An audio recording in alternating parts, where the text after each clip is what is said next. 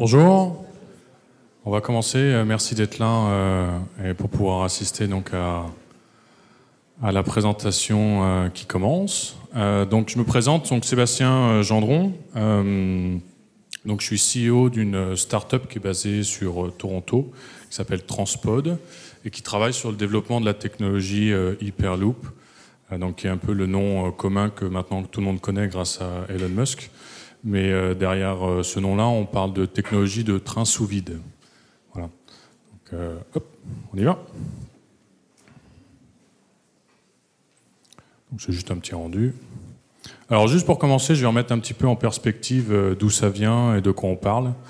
Avant tout, tout ce qu'on appelle donc technologie de train sous vide, c'est quelque chose qui existe depuis déjà plus d'une. Donc ça a commencé début du siècle dernier, avec des premiers designs d'un ingénieur américain. On a eu plusieurs propositions depuis ces temps-là, avec une société américaine qui s'appelait ET3, qui avait commencé à développer ça.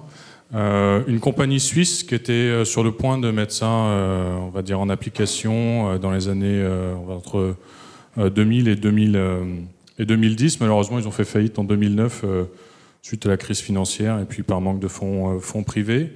Quelque chose que peu de gens savent, le gouvernement sud-coréen développe cette techno depuis 2011. Ils ont encore réinjecté 20 millions en décembre l'année dernière et démarrent sur la ligne d'essai. Donc on parle de l'Institut de recherche donc ferroviaire, donc qui est basé en Corée du Sud. Après, donc Elon Musk lance son document en 2013. Donc fait un peu le buzz. Moi je l'appelle notre directeur marketing, il fait un super boulot. Et depuis ce temps-là, donc 3 startups, donc 2 concurrents aux États-Unis, et puis nous, donc basés à Toronto pour le moment. Il y a des nouveaux entrants également. Vous avez peut-être entendu parler d'une équipe aux Pays-Bas. Ils ont reçu d'ailleurs du financement de la part des chemins de fer néerlandais. Hop, on va y arriver. Hop, c'est bon. Alors, nous on est basé à Toronto. Voilà, on est une trentaine à bosser là-dessus. On a démarré, donc on a levé 20 millions de dollars canadiens auprès d'investisseurs italiens, fin d'année dernière. Et suite à ces investissements, donc on a démarré les opérations en Italie et au Canada, donc le développement industriel de cette nouvelle techno.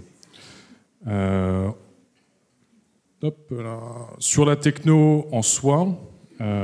Juste pour donner, et puis après j'aurai sûrement des questions à la fin. Donc c'est un système qui est assez simple en fait. C'est une des raisons pour lesquelles le concept existe depuis des années. Donc on a une structure tubulaire, donc on parle de tubes en métal qui font 4 mètres de diamètre aujourd'hui, dans lequel circulent des pods.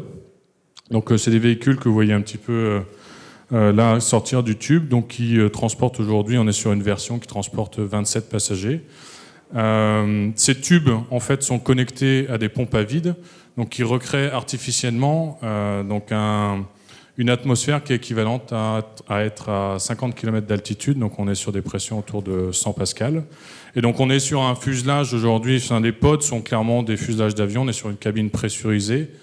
À ce propos, on annonce début de semaine prochaine le partenariat avec Liebherr Aéronautique qui aujourd'hui qui équipe tout le système cabine, que ce soit d'Airbus, de Bombardier ou de Boeing.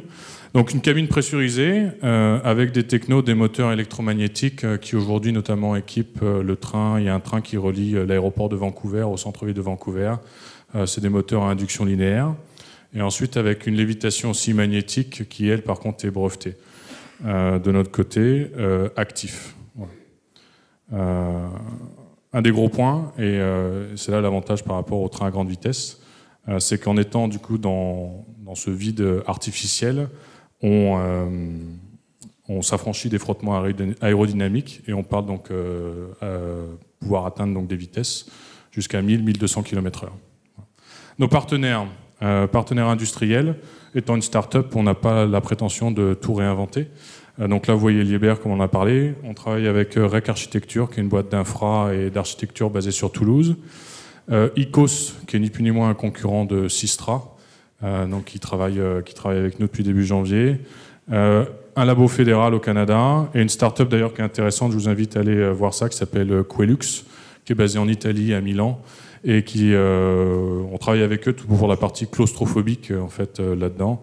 Ils ont réussi à inventer quelque chose qui est génial. Vous pouvez installer ça dans votre sous-sol. Ils ont réussi à recréer le ciel à travers une fenêtre. Mais du coup, vous n'avez pas cet effet de profondeur. Vous avez vraiment l'impression littéralement de voir le ciel et d'avoir cette lumière qui est vraiment avec un jeu d'optique. Ils ont vraiment fait un truc bien. Et donc aujourd'hui, ils ont créé le ciel la nuit. Et l'idée, c'est pouvoir projeter en fait des images à l'intérieur du pod. C'est un petit peu comme aller au cinéma 3D, mais sans les lunettes. Voilà. Et nos investisseurs, donc, qui aujourd'hui ont 3 sociétés, Mermec qui fournit donc de l'équipement ferroviaire, Black Shape qui vend de l'aviation légère, à la fois pour civil et du militaire, et puis Citael qui fait du microsatellite. Alors ça, on en a un petit peu parlé. Alors ça, c'est le véhicule. Je vais aller rapide dessus. Le compresseur que vous voyez à l'avant, c'est juste pour transférer la masse d'air de l'avant vers l'arrière. Sachant qu'on est déjà, comme on est quand même si on est à faible pression, il y a toujours un petit peu d'air.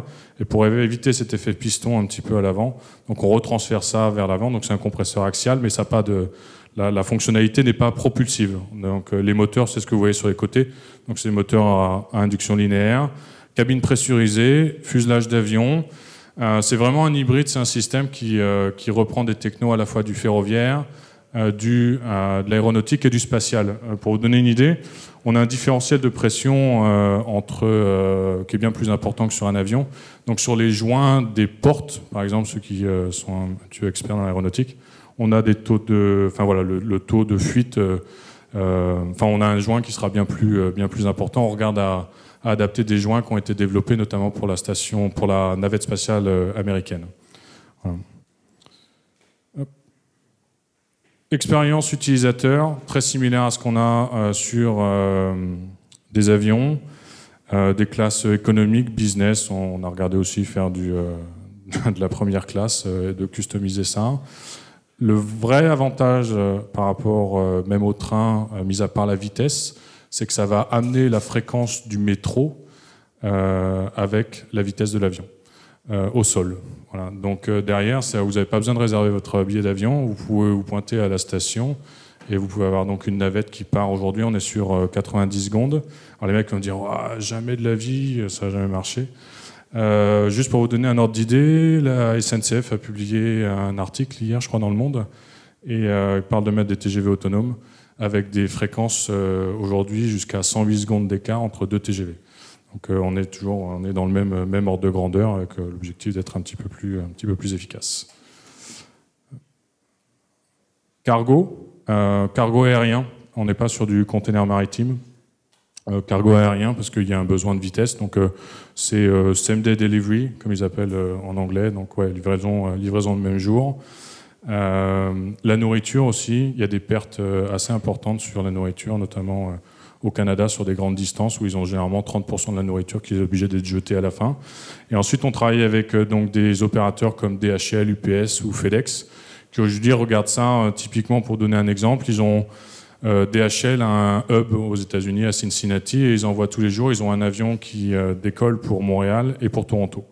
Et là ce qui les intéresse, c'était de consolider en fait, c'est de remplacer un vol par ce système, d'avoir uniquement un seul vol qui va sur Toronto, et ensuite de consolider et d'envoyer le reste sur Montréal. Et en termes d'économie d'échelle, eux, ça leur coûte aujourd'hui entre 5 et 10 millions par an l'avion. Donc c'est ça, c'est cet aspect-là qui les intéresse. Il y a également l'aspect entrepôt.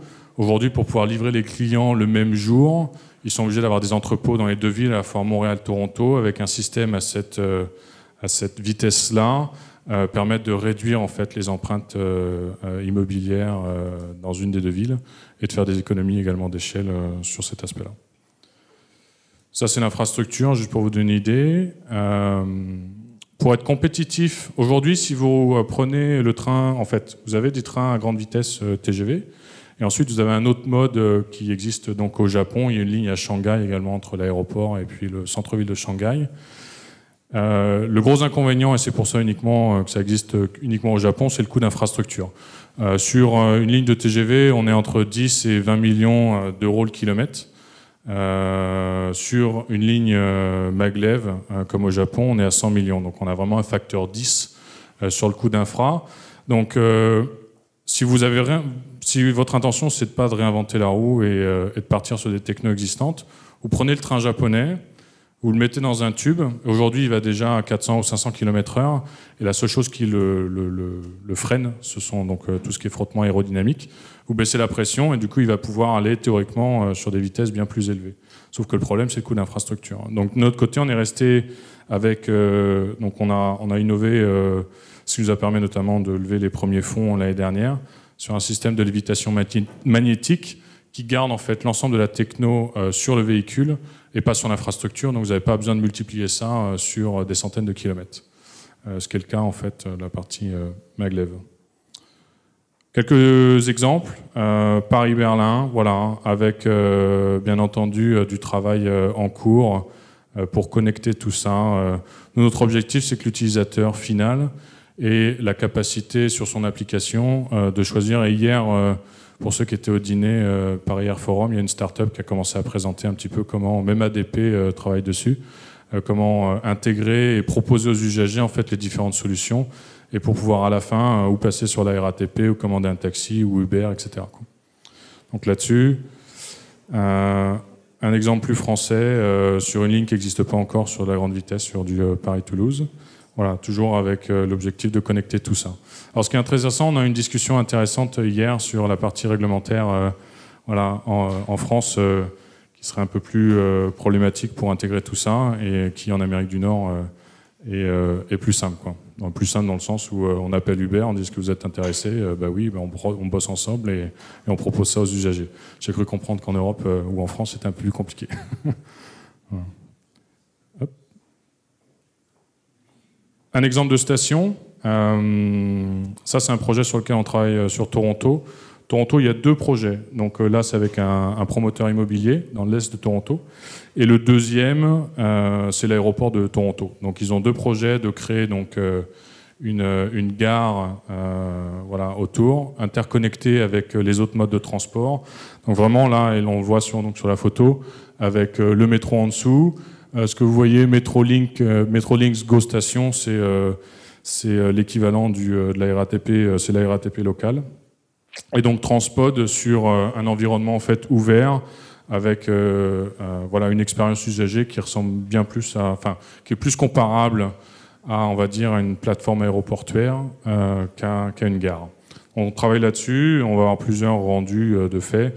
Ce que vous voyez au début, là, le module, c'est ni plus ni moins, voilà, c'est sous propriété intellectuelle également, c'est toute la partie aiguillage qui est intéressante et qui est une des problématiques du maglev également, et une des raisons pour lesquelles ça coûte assez cher. Timeline.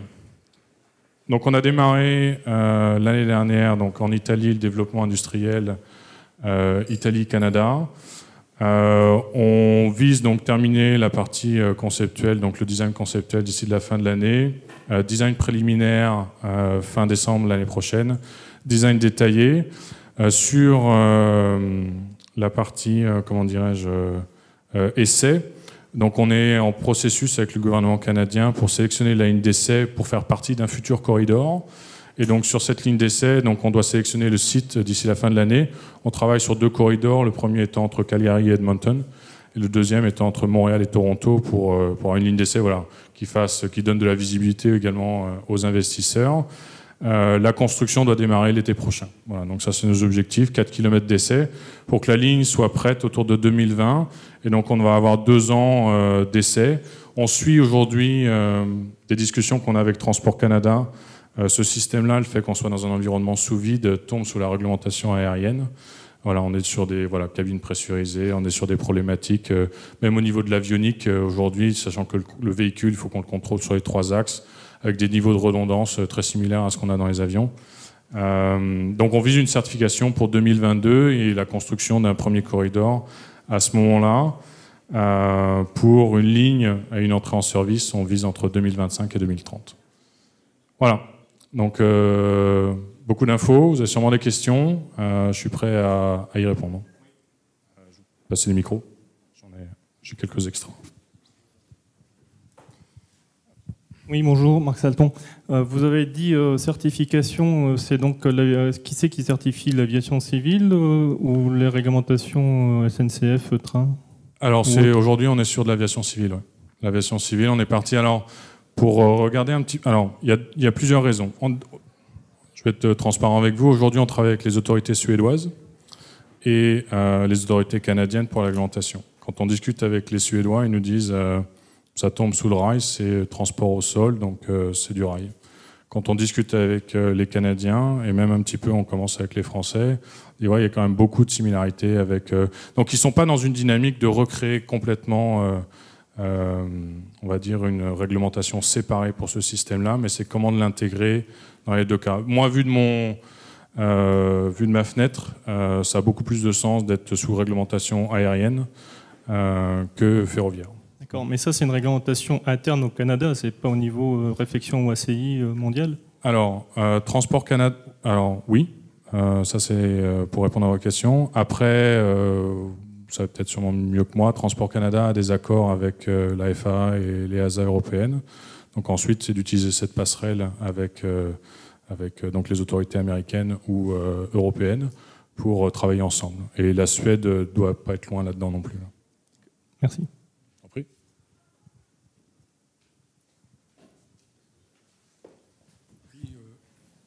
Oui. Bonjour. Bonjour. J'ai une question sur votre business model. Vous nous avez indiqué que le coût de construction au kilomètre était équivalent à celui du TGV.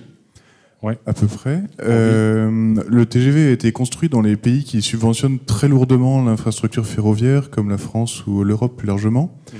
Dans ces pays-là, il y a déjà une infrastructure qui existe, qui va être compliquée à doubler.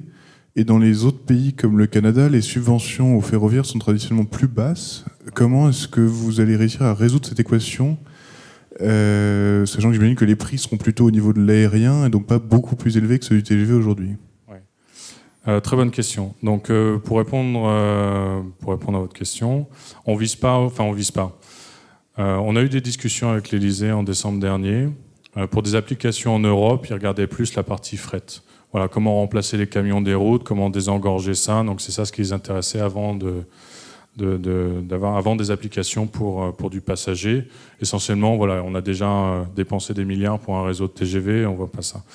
Les marchés qu'on vise aujourd'hui sont le Canada, les États-Unis, l'Australie, le Moyen-Orient et la Russie. Voilà, donc ça sont un peu les 5 marchés qu'on vise aujourd'hui.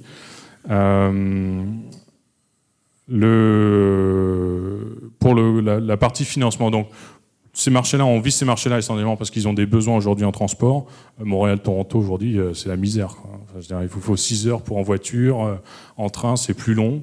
Et en avion, ça coûte une fortune. Donc, il y a vraiment un besoin et une ouverture du gouvernement pour faire ça. Le gouvernement est bien moins interventionniste qu'en France.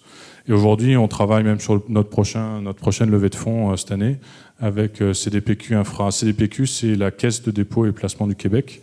Donc, on travaille en fait avec les gros fonds de pension canadiens qui aujourd'hui ont clairement été sollicités par le gouvernement pour financer ce type de projet. Voilà, donc aujourd'hui, on part sur un corridor 100% privé et sur une ligne entre Toronto et Montréal, pour un retour sur investissement entre 30 et 40 ans, on a un prix du ticket entre 60 et 80 $ canadiens. Donc en euros, on est entre 40 et 60 €. Voilà. Et ils sont très très intéressés. Ils ont beaucoup de sous. Oui, en ce moment, on parle... Vous en voulez un autre ? En ce moment, on parle beaucoup de changement climatique. Est-ce que vous avez fait une étude en comparaison avec l'aviation classique? Dit autrement, est-ce que vous avez une idée de l'empreinte carbone de l'installation de votre système et de son exploitation si on le compare à un avion? Alors, oui, j'ai pas les chiffres en tête, mais je vais répondre à votre question différemment. Aujourd'hui, sur des lignes comme ça aux États-Unis ou au Canada, donc c'est de l'aérien essentiellement qui exploite, pour arriver en temps et en heure à Montréal. Vous prenez Air Canada. Il y a plusieurs problématiques. Les aéroports, que ce soit de Toronto ou de Montréal, sont congestionnés clairement. Enfin, ils n'ont pas des des slots pour d'atterrissage supplémentaire, donc pour les avions. Donc ce qui intéresse les aéroports, c'est de pouvoir remplacer les slots des vols domestiques par du long courrier, et donc d'avoir une ligne à grande vitesse qui connecte les deux aéroports. C'est clairement quelque chose qui les intéresse. On a commencé à contacter également les compagnies aériennes pour les avoir en tant que clients, donc pas uniquement les opérateurs ferroviaires, mais également aériennes. Donc au lieu d'opérer des avions, demain ils peuvent opérer des pods dans ce type d'infrastructure. Empreinte carbone, nous c'est clair, on est 100% électrique. Et on a même fait, en fait, vous avez pu voir sur l'image de l'infrastructure, il y a des panneaux solaires dessus. Et donc, quand on fait le bilan énergétique de la ligne, on est même positif. On est positif de 15%. Donc, l'impact immédiat d'avoir une ligne de ce type entre deux grandes villes, c'est on diminue drastiquement le trafic aérien. On remplace aujourd'hui, vous avez 10 000 camions par jour entre les deux villes. On doit être dans les mêmes trafics aussi entre Paris et Lyon et Marseille. C'est énorme. Et donc même les sociétés de fret comme DHL, UPS, qui sont intéressées à réduire leur empreinte carbone, souhaiteraient remplacer avec entre 3 et 5 pods. Ils peuvent remplacer une flotte de camions entre 50 et 100 camions. Voilà, pour le même volume de trafic. Donc ça permettrait d'avoir un impact direct pour leur réduction d'empreinte carbone. Ça a un impact direct sur la réduction du carbone vis-à-vis de l'aérien. Après, on fait face à des résistances. Il faut que les compagnies aériennes, il y en a qui sont plus proactives que d'autres. Et en fait, dans cette mentalité, dire OK, j'ai quelque chose qui va maintenant aussi vite, voire plus vite qu'un avion au sol. Est-ce que j'ai cette capacité de changer mon business model et de passer sur ce type de véhicule demain? Et après, je peux vous fournir les chiffres un petit peu plus précis un deuxième temps. J'ai un autre micro.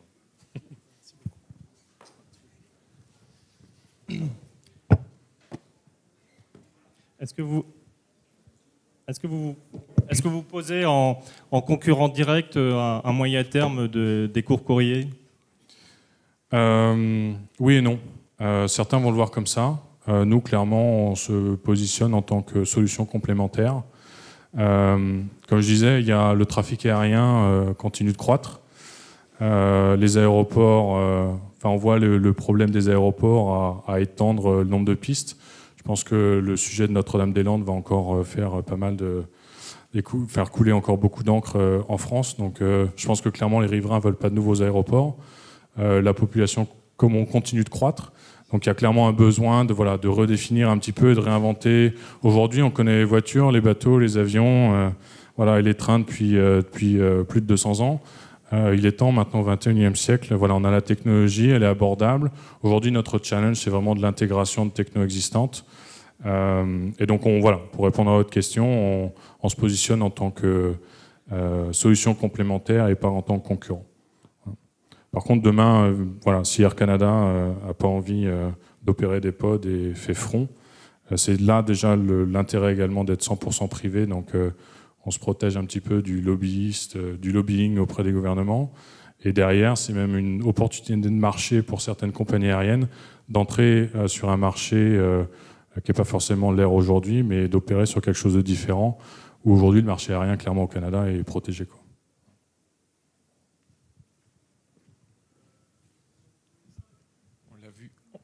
On l'a vu dans différentes conférences, un des freins de l'expansion des aéroports, c'est le problème du bruit. Pour votre projet, il semblerait que ce soit le problème de l'infrastructure et des piles béton. Comment est-ce que c'est accepté au Canada? Pour l'instant, bien. Pour l'instant, bien. Je vais faire 2-3 petites remarques là-dessus. Les États-Unis ont encore beaucoup de travail, l'Amérique du Nord a encore beaucoup de travail, et je veux dire à apprendre même de l'Europe, en termes d'esthétisme architectural. Les villes sont pas forcément aussi jolies que celles qu'on peut avoir ici. Ça, c'est la partie OK. Donc, c'est ce qu'on regarde, nous, un petit peu de notre côté avec cette culture européenne, en disant OK, comment on peut s'assurer que ce soit visuellement acceptable. En gros, clairement, ils n'en ont rien à faire. Ils n'ont rien à faire. Le premier retour, c'est du moment que ce soit fonctionnel. Ils sont vraiment dans cette dynamique-là, avant même que ce soit esthétiquement joli. Donc, c'est pas aujourd'hui une problématique. Indépendamment de ce que je viens de dire, dans les prochains mois, moi ce qui m'intéresse c'est de lancer un concours, et c'est là l'intérêt de travailler avec une boîte d'archi qui est sur Toulouse, c'est de s'assurer voilà, que ça s'intègre bien dans le paysage. Et donc on a quelques idées voilà, pour que ce soit, bon après ça va rester 2 tubes, mais on peut l'habiller, voilà, d'avoir 2 tubes le long d'une autoroute. Aujourd'hui en Amérique du Nord, ça ne pose pas plus de soucis que ça, quoi.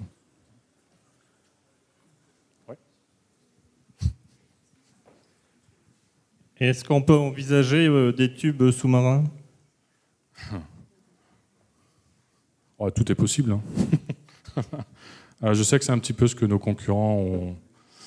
Enfin, ils ont arrêté, ils ont commencé à changer un petit peu le message. Nous, non. On va déjà essayer de le faire au sol. Et les tubes sous-marins, non. Des tunnels comme celui sous la Manche, c'est faisable. Après, c'est pas forcément ce qu'il y a de moins cher. Mais tubes sous-marins, non, il y a des pressions. Enfin, je veux dire, si vous réfléchissez à déjà la corrosion, la maintenance de l'infrastructure, la gestion de la pression sous l'eau, enfin, je veux dire, c'est pas forcément... Enfin, ça ne paraît pas pratique dans un premier temps.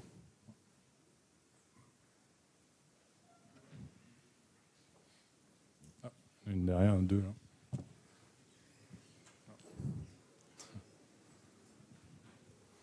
Merci beaucoup pour cette présentation. Je vous oublie pas, excusez-moi. Sur une île là, comme Paris-Toulouse, vous dites qu'il y a à peu près 50 minutes de trajet, il y en aurait un tous les 90 secondes. Ouais. Ça fait à peu près le temps de faire un aller-retour pour un pod. En gros, il en faudrait une 60aine, si ça tourne toutes les 90 secondes au moins. Ouais, ça même un peu plus. Ouais. Un peu plus. Ouais. Comment vous avez prévu de gérer le stockage de tous ces pods ? Enfin, ça fonctionne comment en termes de... Ouais, après, on est, si vous avez un petit peu... Ouais, sur la présentation, il y a 2-3 schémas. D'accord. On est aujourd'hui sur des capacités qui sont sensiblement inférieures que les TGV. Donc, on est à 1000 passagers par heure et par direction, donc 2000, entre guillemets, par heure et par direction. On peut augmenter la capacité ensuite en rajoutant des tubes ou en augmentant la gestion des pods. C'est très similaire à... Si on multiplie en fait le nombre de quais à l'arrivée, voilà, avec une gestion derrière. Ensuite, en fonction du flux et de la demande, il y aura où éventuellement une zone arrière où les pods seront en attente et tournent, quoi. Voilà. Alors, on m'a dit, dernière question là-bas, et puis après on arrête.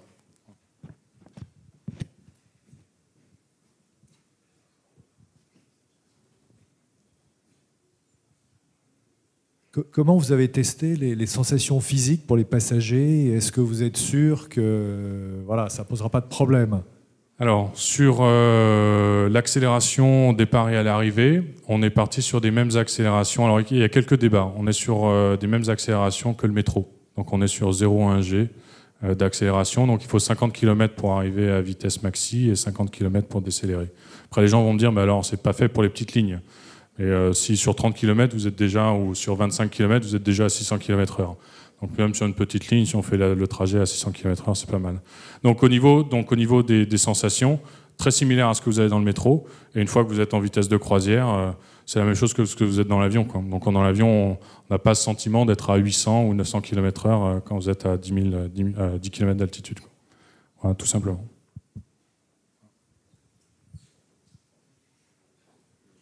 Je pense qu'on est bon. Merci beaucoup.